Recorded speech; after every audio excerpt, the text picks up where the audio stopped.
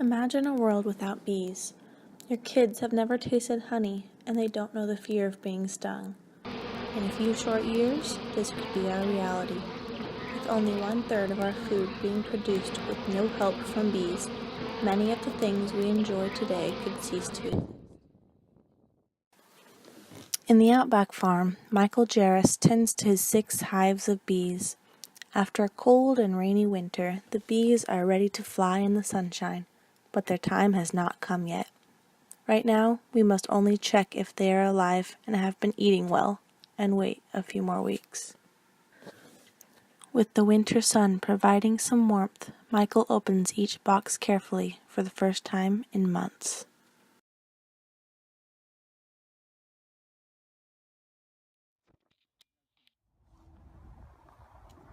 So this is honey. Or, I Okay. mean, this is sugar here.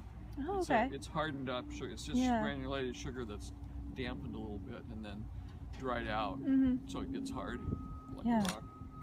And it's just here for the bees to survive on. There aren't very many bees in this hive, Okay. but you can see here that the bees are coming up right now.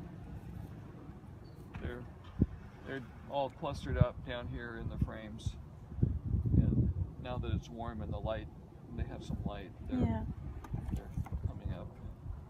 This is a substitute, a protein substitute for pollen. Oh, okay. So I provide sugar, which is carbohydrate, and this stuff. I'll get rid of this one; that's old and dry. And this stuff for pollen. So they have everything they need. These bees there aren't very many bees here, so, and it's still, we're still really in winter. So whether these bees survive the rest of the winter or not is a question, but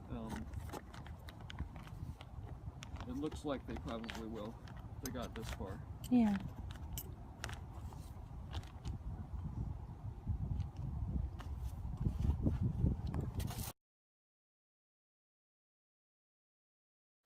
Beekeepers like Michael Jarris in the Outback farm pay close attention to their bees and make sure they have enough food for the winter. Because their honey storage is often not enough, beehives are set up with sugary substitutes to give them enough energy to vibrate their bodies and stay warm.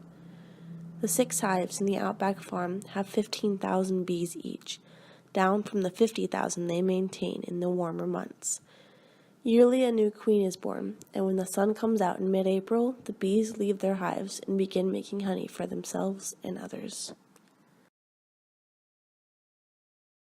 There are all kinds of little finesse things that you take advantage of based on the bees' biology and their reproductive cycle. And I tend to probably, more than most people, be extremely picky and meticulous. And the proof is in the details as usual. And so I tend to have more hives surviving than most people do around here. I have the time to do it, and that's what it really takes. So.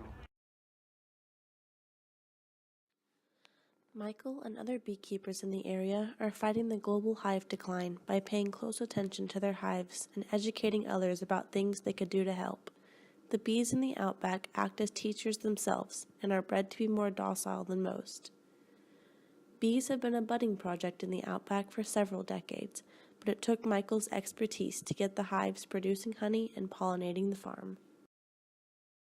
Since the 70s, early 70s, when the Outback started, there had been many attempts to keep bees here, but none of them lasted very long, largely because students just don't have the time to devote to it. Don't really, not that they're not thinking, about better pollination and that their hearts aren't in the right place, but it just takes a lot of work. Students don't have the time. And they had tried and failed, and there were a bunch of dead hives around the area in pretty bad places for beehives to be. One of the one of the tricks of keeping bees alive is siting them in a place where they get good sun coverage, they're protected from wind, and some other things. And oh, lots of bees there.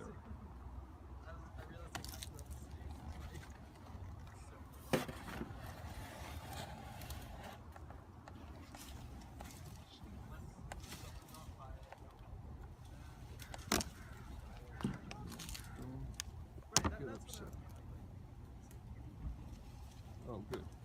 So this is more like what I would expect. Yeah. Where they've eaten away all this sugar here.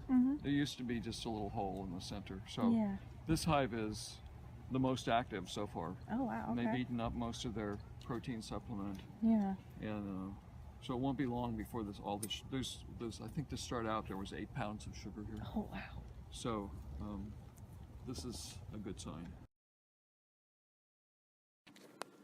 A quote attributed to Albert Einstein says, "If the bee disappeared off the surface of the globe, then man would only have 4 years of life left." The honey these bees make contains pollen from local plants and can be used to build up an immunity to local allergens. It also works well as a moisturizer and as a sustainable way to keep our land green and healthy. Although we can't all be beekeepers, we can support their efforts by buying local honey and planting flowers as much as possible. With just a little bit of love, it will all be okay.